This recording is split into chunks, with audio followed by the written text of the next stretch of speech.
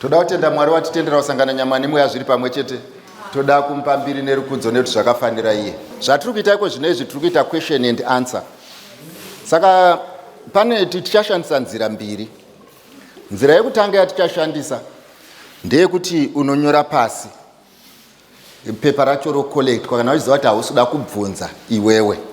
Uri kuda kuti zvizoverengwa na someone. Unonyora pasi. Topa someone anoverenga. Then iwe hausisipo pamepu. Asiwo kana tichibvunza mibvunzo zvireve kuti munhu akabvunza mibvunzo pane zviri kunetsa paari. So by the end of the day mimwe mibvunzo inotibatsira kunobatsira vasipo. Imwe painopindurwa inobatsira vari pano vasina kubvunza vabvunzirwa nevane zvivindi. Saka zvatichaita ndezvekuti kana une follow up yemibvunzo unotenderwa kuita follow up. Kana chiti kuita follow up kana usina kunzwisisa. Asi inoi haizi nguva yenharo. Inguva yekubvunza. And haizi nguva yekutaura zvaunoda because hauzi Mwari. Inguva yekutaura zviri kungoitika totaurirana towirirana. Ndizvo zvoka. Chetatu chandoda kuti tiwirirane. Pandopindura mubvunzo handisi kupindura iwewe ndiri kupindura mubvunzo. Learn to separate yourself with your questions. If you personalize the question, unoita hasha. Like inini ndika-personalize ama questions ndogona kuita hasha. You get what I mean? Zvakafanana nezuro tikati bhazi rakanyura. Pastor Matema vakatsamwa. Havazirivo bhazi. Havazirivo vaidriver. Havazirivo vakanyura. Uri kuona pane point yacho. Unomba washaya kuti vakatsamwei. Zvinotonetsa. So hatidi kutsamwa. Pane ane mubvunzo here paground work. hapana handitika. Now ndisati taita izvi ndoda kutanga ndaverenga vhesi iri panapa. Isaiah chapter 28 vhesi ya 24 na 25. Verse 24. Ko murimi anoda kudyara unoswera achirima here? Anoswera achiparura munda nokuputsa mavhinga here?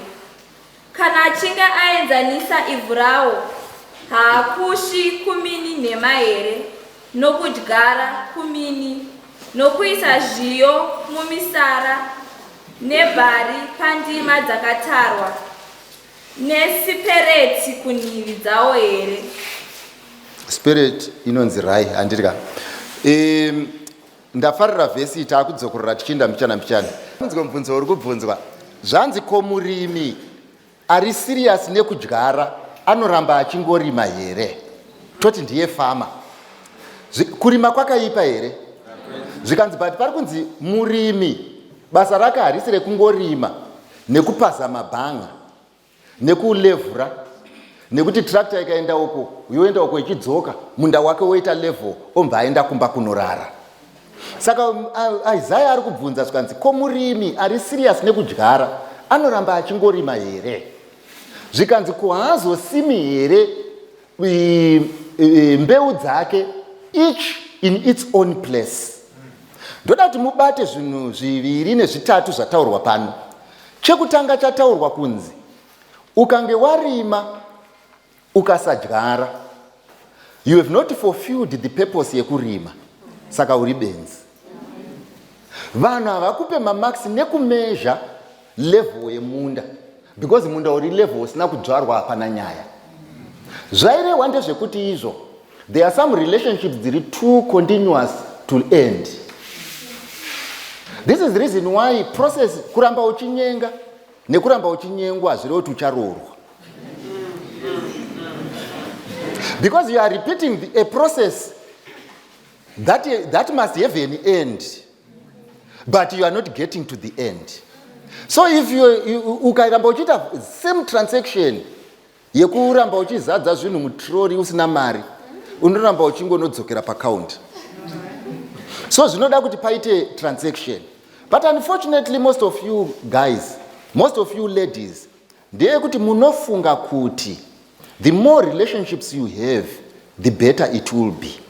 Usingazive kuti the more relationships you have, zviri kuita reflect badly on you.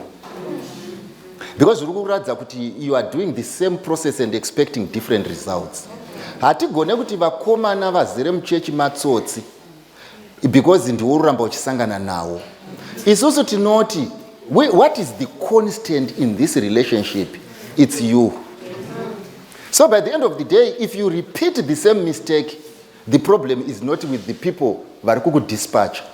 It is the market that you are exposing yourself to. So normally when you get out of a relationship, the next one must leave. But if it does not, it means it may have been a painkiller to solve the problem that you had. Now that the problem has been solved, they will dispatch themselves and leave you with a bigger problem. And that's what you normally do. The second thing chatiri kudzidza panapa chiri kunzi kana waakudyara imimi makambosvika kumusha kune vasina mumunda maigona kudzvagwa chibage nemanhanga nepwa. Asi ukatarisa chibage ndo chaiva chakawanda kudarika ipwa, because that was the principal crop.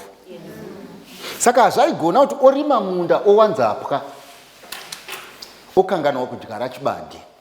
Zvinoreva kuti munda wako unonakidza asi haugutisi. Ndo marelationship yenyu mazhinji minda yenyu izere ipwa, ndosaka pasina ari kukohwa.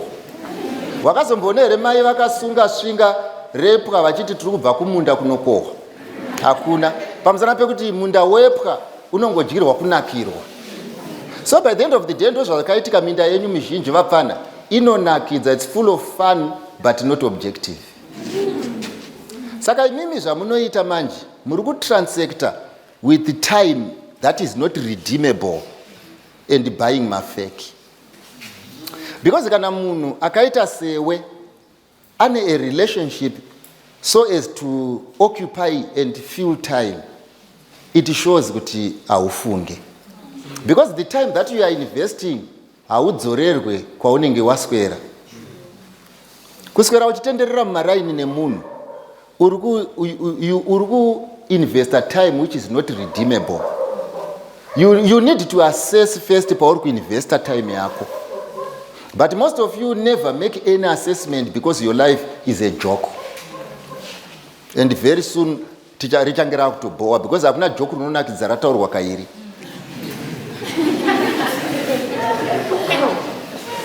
Chinhu chekupedzisira chandoda kuti ndikuudze vanangu ndechekuti izvo hakuna uchakowera umwe.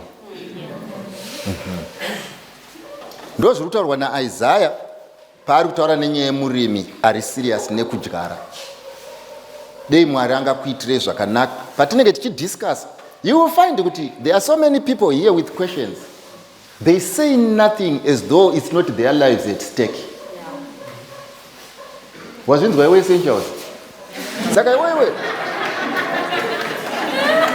Saka iwewe manje wakamirira imwe youth. Ndoda kukubvunza mubvunzo uri simple. Ndoda kudaidza mukomana panapa. Ndoda kudaidza mukomana. Muchero mukomana ari padhuze. Uyai we. Anduri uyai vakuru. Ndore mumboona how we transact. Ndoda kukuradzai how we transact. I will assume. Ndoda kuti mese muassume what I am assuming. Kuti uyu na uyu vanodanana. It's an assumption.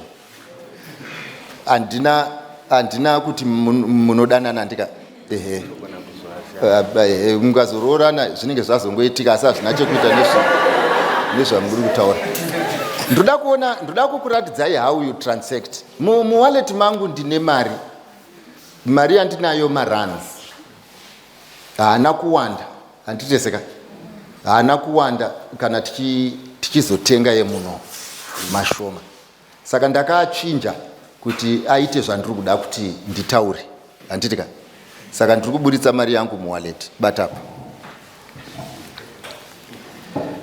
Ishoma zvokuti hapana anomboshaina nayo. Haizi yokushainisa. Now ndiri kugovanisa vanhu ava mari. Handitika.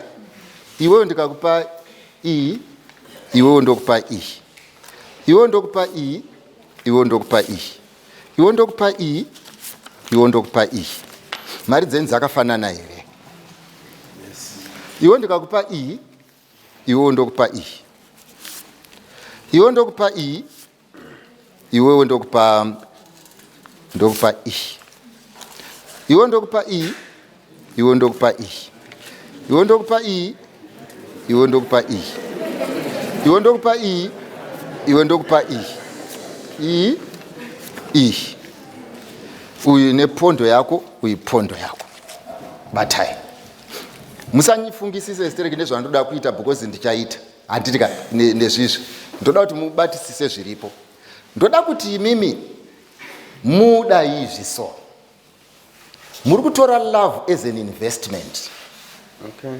Where daughter come love. Saka imimi iwe wakamira apa ndiwe mukomana. Iwe wakamira apa ndiwe musikana. Investment kana kuti business renyu iri. Handitika. Imimi the ultimate is you want to achieve this. Remember when you are in love. Handitika. It is the objective that must grow. And it is the objective iri kufanirwa kureceive all resources. When you are in love, you are not making her happy or she making you happy, but you are creating an institution where you can be happy. So this is the purpose of a relationship. So when you are in love, you don't invest in her, nor her invest in you. Imimi may say you invest in this, yes, and this becomes yours. So when you meet, you are meeting in a relationship that you invested in to harvest. Okay. Clear? So by the end of the day, when imimi zvamundoda kuti muite manje ndezvekudai, ndezvekuti izvo wasangana nemusikana iwewe wamuda manyenga, umva wanzi izvo the first move yawaita handitika as a first step, kanda capital pa table, pamari yaunayo, how much would you put? Wasvika ifirst muri murelationship, masvika mekutanga hamusati manyatsoona kuti zviri kuenda nekupi, umva wanzi tanga kukanda, unokanda ipi? Right, kanda.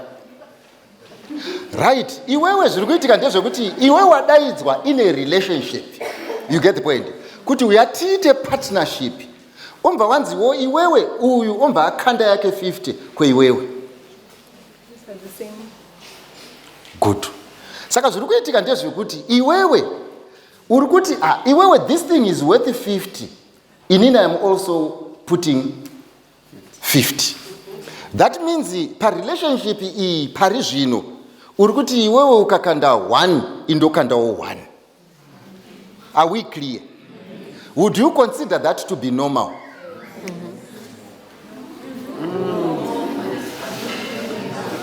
No. Right. Inzwai munzwe zvandiri kutaura ndezvekuti if this is this ideal, you get the point. I'm not talking of what happens. I'm saying is this ideal kuti no, uyaka kukandiro 50, iwe unokanda 50. Good. Vamwe vari kuti yes, vamwe vari kuti no. Ndichadzoka kwamuri monditsanangurira. Now what normally happens, inini ndinoti rudo makasi. You cannot bet with more than what the other partner is betting. So by the end of the day, if this relationship is worth 50 to him, it cannot be worth 200 to you. I hope you get what I mean.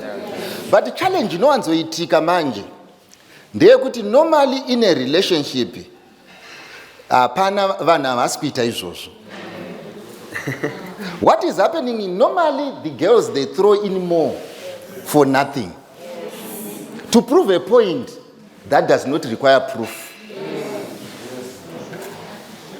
And ukatarisa, this is the reason why vazhinji venyu marelationships enyu asiri izvo, pamusana pekuti muri kupa zvisina kupiwa. Ukanda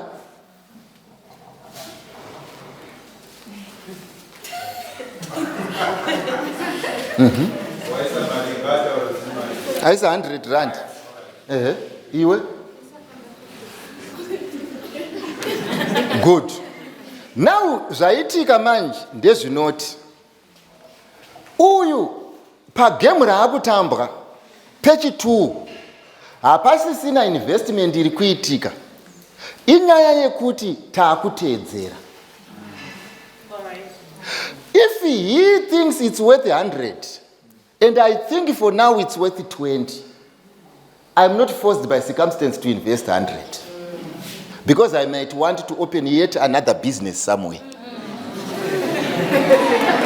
Saka hazvigone manje kuti izvo unopedza capital zvozonzi taitamba. So normally this is what normally happens. Ndezvekuti izvo vapana ndoda kukudzai, chinonzi upenyu ndechekuti kana uri pa point of entry you give less, so that when you have been given the job you give them everything. But chinonetsa ndechekuti ukapinda into marriage when you have given everything, you enter into a marriage without capital. And vazhinji venyu when you get into marriage you will be broke because all that will sustain the marriage has been invested.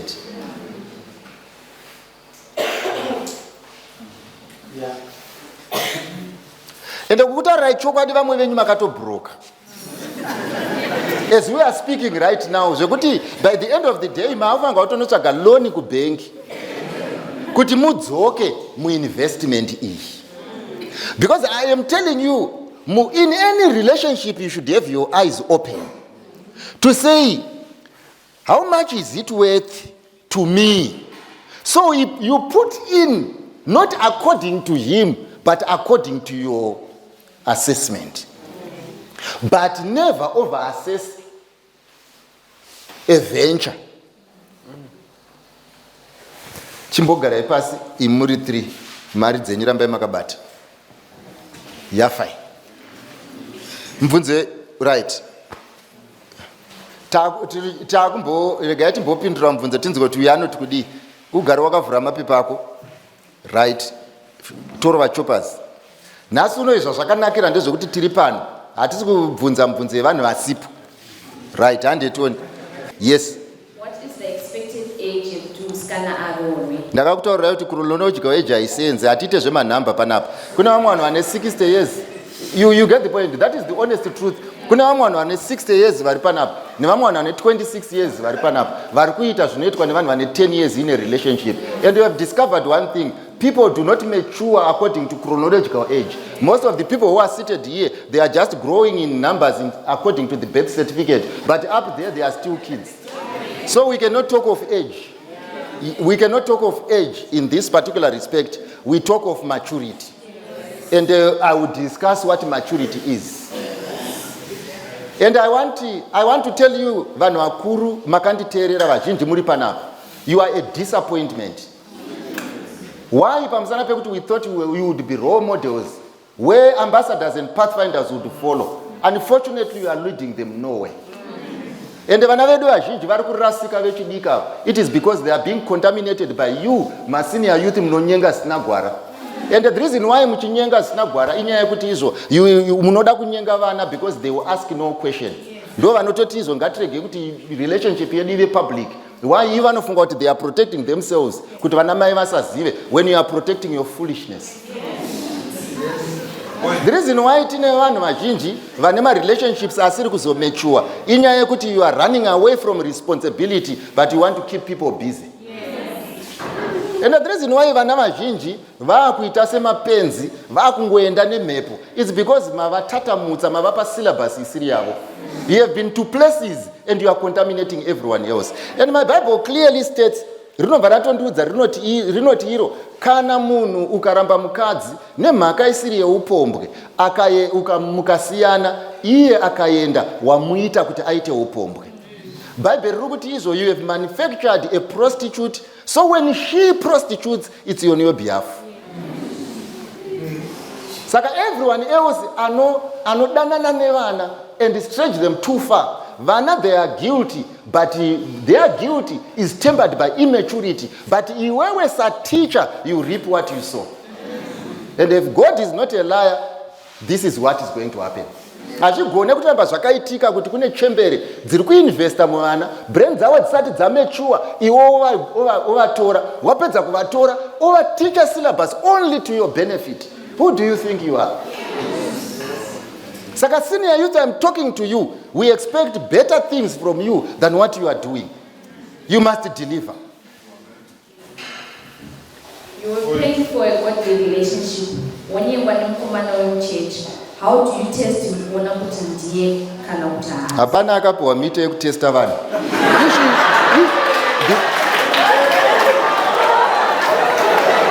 Imi, listen to me carefully. Zvinhu Adam achipiwa mukadzi naMwari anoti bone of my bone and flesh of my flesh, because of the relationship that they had with the master. There was no need for tests.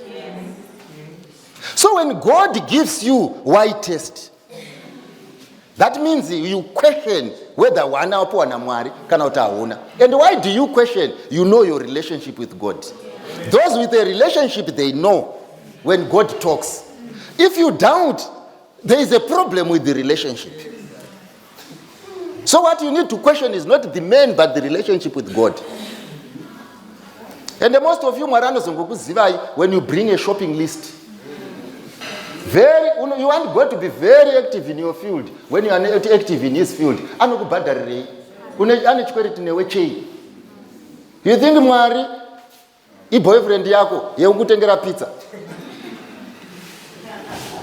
Okay, is it possible kuti unogona kusarorwa just because vedzinza vanenge vakateketera zita rako? Yes, it's very possible kuti unogona kusarorwa pamusana pekuti kumba kwenyu kune zvinonetsa.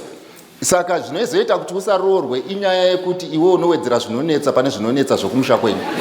Unoziwedzera sei pamusana pekuti kana kumusha kwenyu imimi zvinhu zvisina kumira zvakanaka, iwewe ukararama savo, Bhaibheri rinoti ndinova vana nekuda kwemhosva dzemadzibaba avo kusvika kurudzi rwechitatu nerwechina rwevanondivenga. Saka normally mweya yetsvina inonamirira payainvhaitwa. Munoiinvhaita sei pamusana pekuti munoenda munoita marelationships aya anodzinga Mwari. Kana Mwari achinge adzingwa unenge une relationship that goes nowhere. Yes, origin ndezvedzinza but zvazodiridzirwa newe. The only way to fight my evil spirits is to make sure you are in the right place. If you are not in the right place, yes, my evil spirits vachakuonesa moto. It's very possible, and I've always said, and I will always say, kana kumba kwenyu kune zvinhu zvinonetsa, you must know kuti izvo you need to live a holy life. And this is the only thing. Azvidi kuuya panapa uchichema uchiita sei. You must learn kunamata uri wega, hapana mwana mudiki panapa. And hapana anofanirwa kuudzwa kunzi kumba kwedu hakuzi right. Unotoziva kuti isusu tinoda unoripiswa ngozi. Unotoziva kuti nini kumba kwedu kune zvikwambo zviriko zvinoda mukadzi. You know, hapana asingazive. So by the end of the day, kana uchiziva kuti kumba kwedu hakuzi right, then be right with God.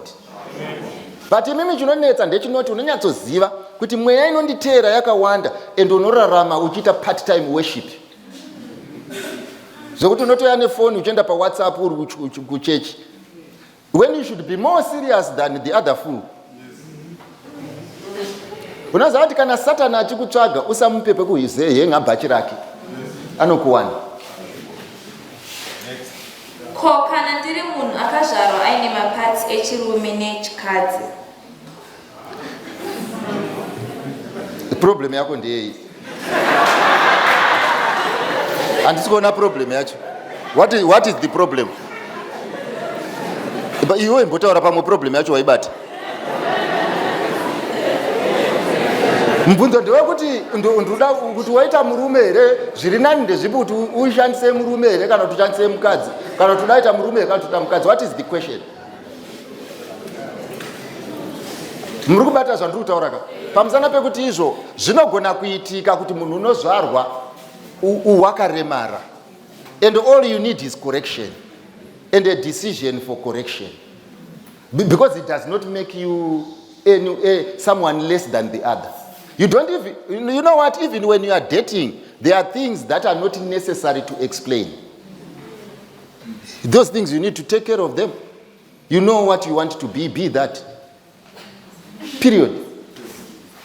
Zvinogadzirwa kuhospital yafai. Is it possible to date a girl who's older than you? If you are asking whether it's possible, yes, it's happening. Because that's exactly what you guys are doing. Kana muri kubvunza kuti it's possible, asi kana ndatadza kunzwa chishona chirungu ndizvozvo. It's possible, handizvo zvamuri kungoita. But is it okay? Aiwa, I cannot say it's okay pamusana pekuti varipo. Uri kuona bhandi randakapfeka here? Uri kuona ndikaribvisa iri ndobvisa bhandi rangu iri, trouser rangu riri kudonha. Harisi kudonha. Zvinoreva kuti bhandi kana ndichiripfeka harizi rekusunga trouser, part of dressing. Asi variko vane mabhandi akasunga. So what then does that mean? It means kuti ikwavari purpose yebhandi kusunga trouser kuti risaite sei risadone. Ako pane chakaipa iro richidonha. Ngasunge chi. Saka hatigone kuti one size fits all. Enda unoita zvaunoda neupenyu. Asi kana muchida kuti ndikuudzei zvinozoitika, ndakambopinda chechi neumwe mudhara akazoti regai ndimbobuda chechi ndioramba mukadzi. Pamusana pekuti izvo kana mukadzi wazorarama naye uchapinda chechi nevane vezera ravo. Pari zvino unenge une chiveveka. Asi zvichazoitika ndezvekuti inini ndiye ndine wangu wezera rangu, umwe wake wezera rake, iwe mwane wake wezera rake, iwe une wako asiri wezera rako. Ndopa wachatanga kuona kuti zvinhu zvakaoma. ende kune iwe musikana unenge uchinzi izvo ndichakuda always. Ndakamboenda kupati nemwana wangu mumzi ndati atine B18. Mota yedu yanga iri right pataifamba nayo. Patakaenda kupati kuMount Pleasant huko, mbatapaka. Takasvika dzimwe zisati dzapakwa. Mbatapaka ndisi takaita number 1. Patakabuda ndine mwana wangu, ndomba dzavamwe dzapakwa. Mwana wangu mba anditi deti mota yedu haichaita. Because anga dza. So ine handigone kukupai advice ka yekuti izvo mabhachi makuru hareme. Iyoyo ndinenge ndanetsa pamusana pekuti kweiwe chaunoda vanhu vasiri vezera rako chii? Iyo vezera rako varipo.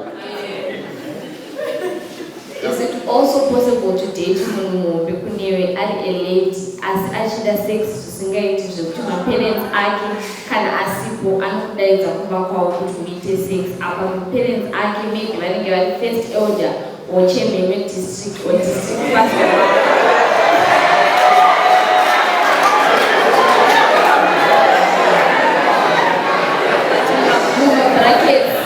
Kuitira chitema mumba memunhu akazodzwa unoregererwa here?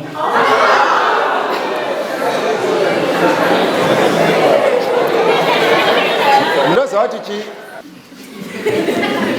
Vanangu, let me be honest with you. I'll start from the bottom tichienda. To you it might appear to be a joke, but for me it's not a joke. Hapana chinhu chinorwadza sekuti inini, as you see me, ndine hembe shoma kudarika vana vangu. Inini mari yangu yandinotambira maybe inoenda pandiri maybe 2% of my salary. I do it for my kids. Asi chinorwadza ndechinoti I invest a lot into your well-being, and you use that investment to lure people into sin. That means inini all the time I am sweating, ndruku sweater, so that you can market yourself to someone who is going to abuse you. And unfortunately, we guys, we are feeding you so that you can go and work for nothing as prostitutes. Remember, when you sleep with a man, you are using the energy that someone else worked for. And it's disrespect. Kubuda nemukomana kuenda ku nature walk, achikubvisa hembe achikubata. You may not have respect for self, but you disrespect me as your father. And normally zvinhu zvamunoseka, zvamunofara, zvamunemufarira kuita, zvinhu zvekuti if your father or your mother would hear ndo zvavaita, she would die of stress. And I don't know what has happened to you, where you cannot even respect your parent. That's why I told you the other day kuti munhu anoita pornography nefoni, ndo pane Bible, ndo pane hymnbook. You bring it to church because your conscience is seared. And I'm telling you, pazonzi ndine Bible kune zvitema zvisingaregererwe zvekutadzira mweya mutsvene. Kunonzi kutadzira mweya mutsvene is when the abnormal becomes normal. And you can live with it. And you Christianize it and it becomes normal. And kana pane chinhu chinoti frustrator sevanhu vakuru ndichocho chekuti izvo hamuna respect. Hapana baba vasingatendere mwana wavo kupfimbwa, and the reverse. But the way you are doing your things is to fix us for being good to you.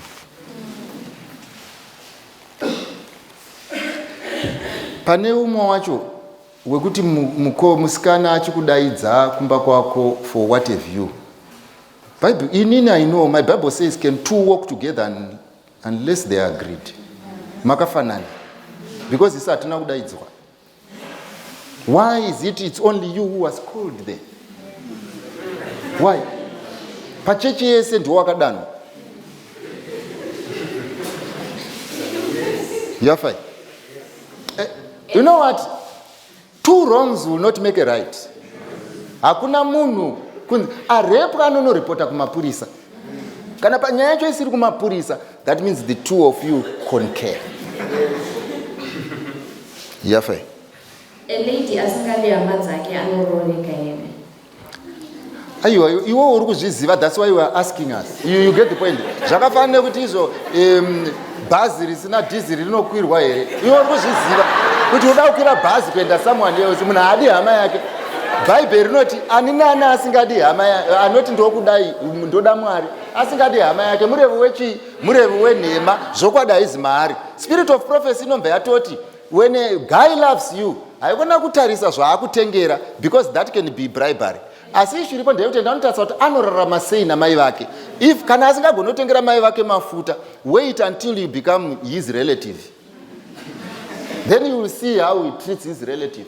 Asi iwo chinoita ndechoti ukaboera pizza unotofunga kuti nyaya yaita sei yapera. Iye munhu atenga pizza nemari yekubhadhira magetsi kumba. Anokutengera pizza onoenda kumba kurima oti my guy loves me. He is a foolish young man. Is that possible for a man or woman to run in a successful marriage and be able to make it to heaven? No. Next. Chinogona kudanana kwacho chii. Komana akanditi I love you, ukantiwo me too, and we continue nyaya dzedu normal. Takatodanana here. Kuchinja kwenyaya here dzataitaura. Kudii chaizvo kunonzi kudanana? Kunonzi kudanana vafana. Regai ndikudzokororei. Paunoti kune munhu ndinokuda, when you express desire, you are expressing desire according to your definition of love. Then iye akati yes, she is expressing desire according to her definition of love. Kunozonzi kudanana is to reconcile the two. Mandibata. Uyai muri two. Udzokai. Mukomana nemusikana. Ava vasangana vari two ava. Uyu kwaari uyu. Chinonzi kudanana kutengerwa pizza. Uyu chaari uyu. Chinonzi kudanana kukiswa. Uyu kwaari chinonzi kudanana kurarwa naye. No definition of love yanayo. Most likely this definition is the definition of love. It's a way of life. It depends on the teacher who initiated here. Mandibataka. Saka kwaakabva ndokuri kumuita kuti afunge kuti kudanana kuitwa izvi. Saka akanzi ndadiwa ari kutofunga kuti izvi ndozvandichapiwa. So paari kukanda patable investment yake kanda. Investment yaakanda iyi maona marovera aisa mari apa dzakawanda andirika. Haasi kuisa mari idzi nekuti izvo ari kuinvesta in a relationship. Ari kuisa mari iyi to buy the favors according to your definition of love. Iyewo zvaari kuexpecta kuti ava vaise. Muri kuona? Nekuti vakafanana vese vainvesta in that vakutoziva kuti reconcile purpose. But purpose yavanayo ndeyekuti we are continuing with the way of life according to the teachers who initiated us. This is not your thing. This is borrowed life. Whether it's from a book, whether it's from an ex-boyfriend, whether it's from an ex-boyfriend. Issue iri panapa ndeyekuti munhu aidanana naMartha. Achidanana naMartha, iwewe uri kuita zvaitwa naMartha plus. So in your life you are always competing naMartha. But unfortunately there is no gauge that measures performance. If Martha performed better than you, one thing you know is you are going to be married because you are present. But Mary will not be cancelled. Why? Pamusana pekuti uri kumuitira basa rake. So by the end of the day, this we can't call love. What we then call love is when two people vapedza kuita date, voita reconcile the meaning of love. Vakaita reconcile the meaning of love, voita reconcile the purpose of marriage. Then these people are in a relationship. People don't fall in love the day they say we love each other. They only acknowledge. It's a contract that has been signed. And the contract is showing intention, but nothing has been delivered. Unfortunately, most of you, murukuti in love, but the two of you as a young man and a young lady, you have never reconciled what you consider to be love. And imimi mucharoorana, muchifunga kuti munodanana when you can only tolerate each other. We need to reconcile this thing. Even the purpose of marriage must be reconciled. Apa tiri kutaura handigoni kutaura netuvana pane zvandiri kutaura izvi. Ndiri kutaura nevanhu vakuru. Kuti pane tu vanhu vanodanana here panapa. Hazvinetse izvi. Pane tu here vanhu vanodanana panapa muone. Sumukai toni. Tu vanhu vanodanana. And you know why? What I think, the reason why nobody can stand up is pamusana pekuti ndikavamisa umwe kukona uku, umwe ndikamumisa kukona uku, muchaona kuti there are two foreigners who think they belong to the same nation. Why? Because there is no reconciliation of purpose. Vanhu two vari kungoita coexist to keep up and to maintain a relationship that may not be there. And vana vangu ndoda kukukumbirisa ine mweya waMwari. Ndeyekuti izvo usaassume kuti bhazi ndakamborikwira ndichienda kuHwange richiri kuenda kuHwange. Verenga zvikwangwani.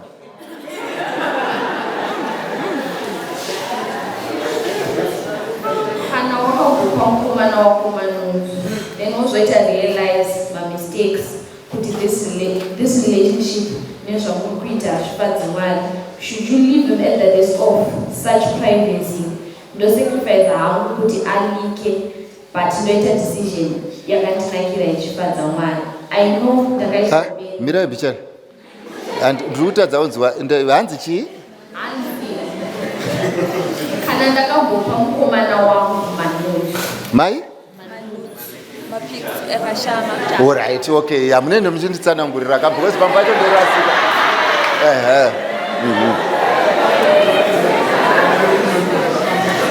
Then also realize your mistakes. This relationship should you leave them at the risk of such privacy? Don't sacrifice our put alike data decision in Ufadza Mwari yakandinakiwa. I know that obey and I regret it very much. Rega ndikutaurire vanhu vaMwari ndokudzokururai vana vangu ndevekuti social media, yes, does not forget, but all issues that happen in life will be forgotten.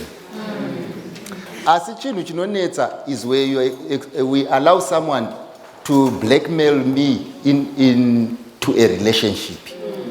Why? Pamusana pekuti izvo I will always stay because of, not because zviri kundifadza. Saka zviri nani to break my heart kamwe chete than to continuously break it. Saka zviripo ndezvekuti kana wakapa munhu wakaita mistake ukamupa manudes, musiye ashandise zvaanoda. And mutaurire kuti izvo because it happened. If I have to pay, I will pay. But the payment cannot be remaining in this relationship. Haikona kutya baba. Usatye baba. Ndiri kurangarira umwe musi pagroup rechechi. Mundofunga umwe mwanasikana wedu muchechi aitumirana zvinhu zvake nemukomana wake. Apa achiita multitasking. Kuti apa ari kuita zvechechi achipindurawo zvechechi achipindura zvechi. Saka meno zvakapesana sendomba zvaita sei ndomba zvarasika. Saka zvarasikira pagroup rechechi. Isa hatina kuzviona. Vakazviona vakutanga kubvunzana chi. Ndokumva mai vemwana vandifonera. Zvikanzi tarisai zvaiitwa nemwana wenyu. Ndomva ndatarisa vanhu vari kubvunzana kuti chi. Ndobva ndaona ndikati izvo imi muri kubvunzana kuti chi. Hapana mamusi kuona here. Zvinhu zviri pachena zvokuti iwe uchauri kufonera vanhu uchivabvunza kuti chi. Pane kufonera munhu aposta kumuudza kuti bvisa zvawaita sei zvawaposta, kana uposta naadministrator kuti bvisa zvawaposta chi. Pamusana pekuti atoposta. Do you get what I mean? Zvatovepo zvatozikanwa. But what I want to tell you, people talked for a week, but it was off. musi wemuchato takatomuchatisa zvakapera. I want to tell you guys, I told you last time kuti ndakaona mwana vana vaya vainzi vakaba makombiyuta vaya vachipublishwa, but tikada kubvunzana panapa kuti asina kumboba ndiani kumunhu mukuru, hapana. But problem yakunetsa nenyaya yesocial media inoita kuti zvinhu zvisingareme zvireme. Saka yes, kutumira nude pictures kwakaipa, asi kana watendeuka, do not allow anyone to blackmail you. It's your territory. Yes, rega aite zvaanoda, kana ada kuposta muchechi ngaaposte, kana achida kuisa pa Facebook ngaaise, kana ada kuisa kupi ngaaise ndake. Iproperty yani, iproperty yake, anoita zvaanoda nawo because akapiwa. Asi chanofanirwa kungoziva, she may own the pictures but she cannot own your decision. Yafai. Tenza vari kumushoko kumusoro kudenga. Ndoda kukukumbirirai chinhu ichi. Kana pane munhu ari pakati pedu akaronga kuti muupenyu hwake anoda kumeka sure kuti adestroya future yevamwe, kana asingakwanisi kutendeuka mutendere yazorore, muzita raJesu tinonamata. Amen. Sheveneka upenyu wangu, nanganidza ishezvandiri, ivhenekai pandakasviba, mundipe simba rekukurira. Temo yenyu ndinotyora, ndinobata nekunyengera. Upenyu wangu wazara nezvivi, shindipewo kucheneswa. Sheveneka upenyu wangu, nanganidza ishezvandiri, ivhenekai pandakasviba, mundipe simba rekukurira. Rudo rwenyu Ishe ndinoziva, rwakadzama kune mutadzi. Ropa renyu rogezesa zvivi, shindisambe ndigochena. Sheveneka upenyu wangu, nanganidza ishezvandiri, ivhenekai pandakasviba, mundipe simba rekukurira. Sheveneka upenyu wangu, nanganidza ishezvandiri, ivhenekai pandakasviba, mundipe simba rekukurira.